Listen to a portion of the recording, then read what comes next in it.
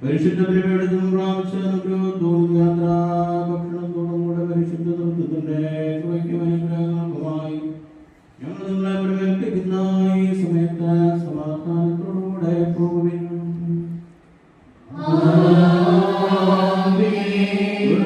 സമീപസ്ഥരും മരിച്ചവരോട് ജീവനുള്ളവരും കർത്താവിന്റെ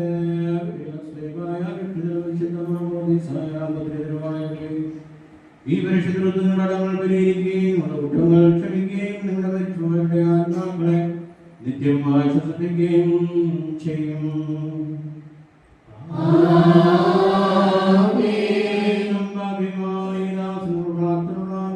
സഹായവും പ്രാപിക്കട്ടെ.